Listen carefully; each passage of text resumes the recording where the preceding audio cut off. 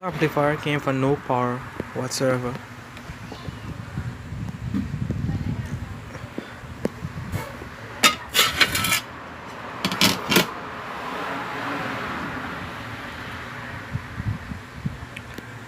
And these FETs are blown, that's the cause of it.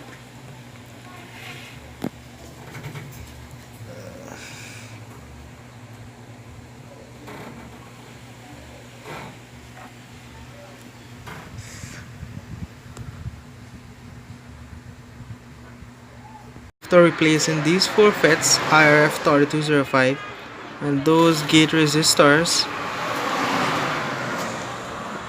voila! There we have power again.